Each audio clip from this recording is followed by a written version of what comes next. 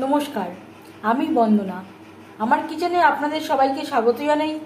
আবারও এসে হাজির হয়েছি মুচমুচে কাঁকরোল ভাজার একটি রেসিপি নিয়ে। মুচমুচে কাঁকরোল ভাজা তৈরি করার জন্য আমি এখানে কাঁকরোলের দুটো সাইড কেটে নিয়েছি আর পরিষ্কার করে ধুয়ে নিয়েছি। সবার প্রথমে আমি এই চামচের পেছনটা দিয়ে কাঁকরোলের এই শাঁসটা বের করে নেব।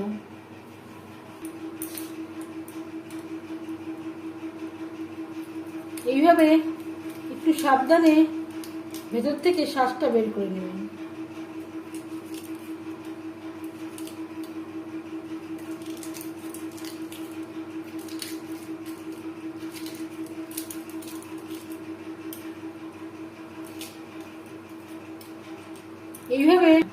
এইভাবে প্রত্যেকটা কাঁকরোল থেকে শাঁস বের করে নেব। আর একটু আমি করে দেখাচ্ছি।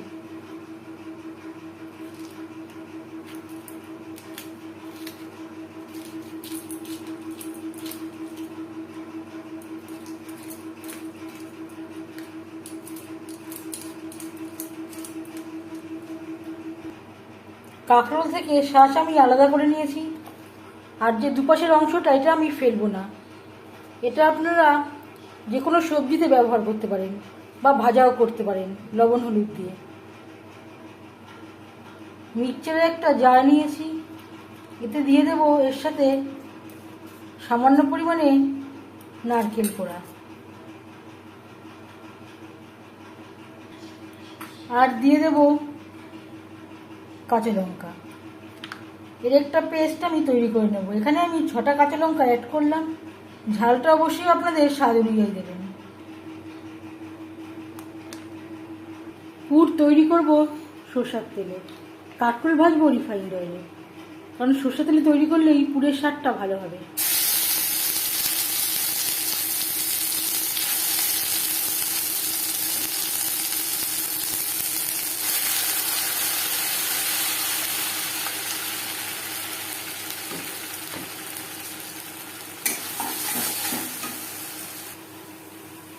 আর দিয়ে দেব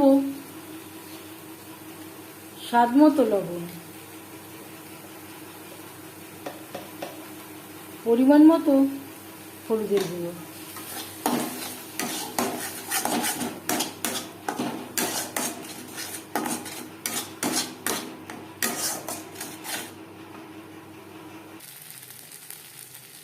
তিন চার মিনিট মিডিয়াম ফ্লেমে নাড়াচাড়া করে নেওয়ার পর দিয়ে দেব ছোট 1 চামচ ভাজা মশলা। আমি আর সর্ষে ব্যবহার করলাম না।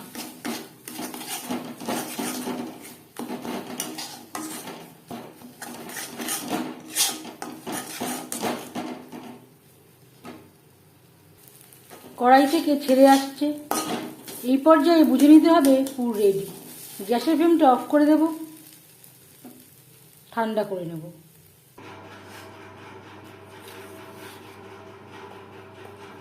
পটলে দিয়ে দেব সামান্য পরিমাণে লবণ আর দিয়ে দেব খুবই সামান্য পরিমাণে হলুদের গুঁড়ো।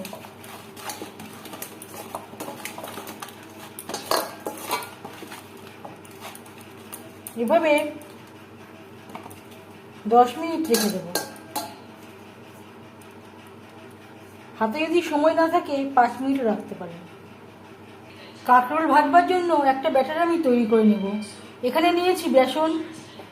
বেসনে অ্যাড করব হলুদের গুঁড়ো, খুবই সামান্য পরিমাণে লবণ। এর আগেও আমি কাঁকরোলেও পুরে লবণ ব্যবহার করেছি, সেটা মাথায় রাখতে হবে। অল্প অল্প করে জল দিয়ে এর একটা ব্যাটার আমি তৈরি করে নেব।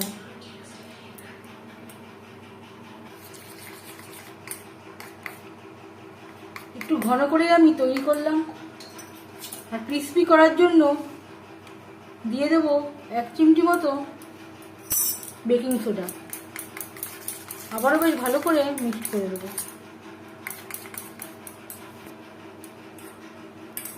আমি আর ভাজলাম না, আপনারা চাইলে হালকা করে ভেজেও নিতে পারেন, আবার সেদ্ধও করে নিতে পারেন।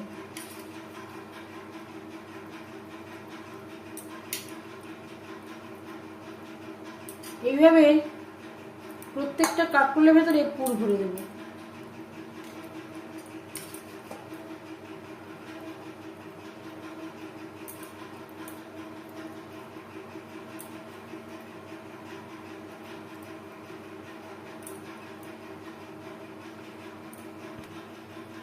এইভাবে পুর ভরে নিয়েছি। এবার যাচ্ছি নেক্সট স্টেপে।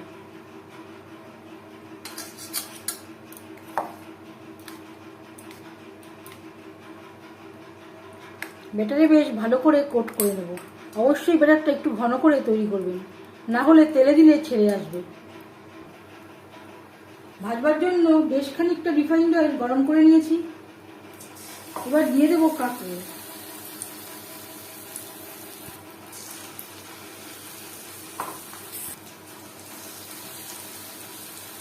হাই ফ্লেমে তেল আমি গরম করে নিয়েছিলাম। কাঁকরোল একটু সময় নিয়ে ভাজবো, যেহেতু কাঁকরোল আমি সেদ্ধ করিনি।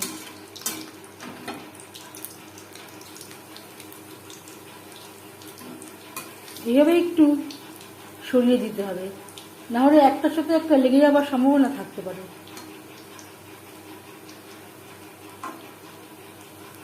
যদি কাঁকরোল সেদ্ধ বা হালকা করে ভাজা করে নেন, তাহলে মিডিয়াম ফ্লেমে ভাজতে পারেন।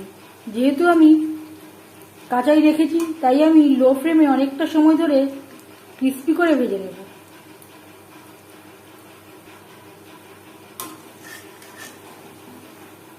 যখন ঠিক ব্রাউন কালার চলে আসবে, অপর সাইডটা উল্টে দেব।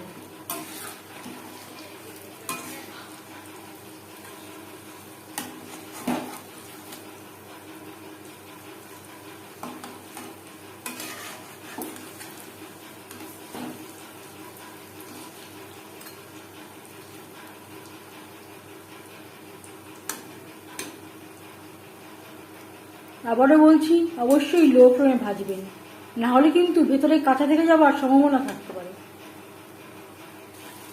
এভাবে উল্টে পাল্টে ক্রিস্পি করে ভেজে নেব।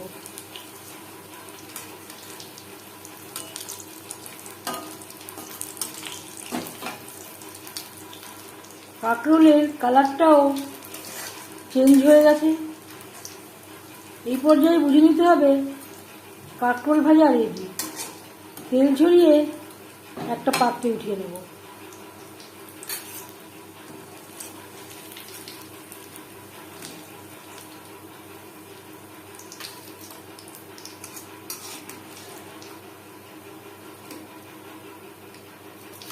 এই কাঁকরোল ভাজা সার্ভ করতে পারেন নিরামিষের দিন ভাত ডালের সাথে, বা গরম ভাতেও ঘি দিয়ে সার্ভ করতে পারেন।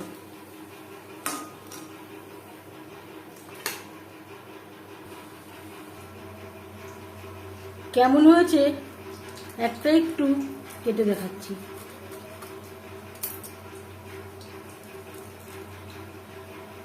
ঠিক ভেতরটা এইরকম হয়েছে, এখনো গরম রয়েছে।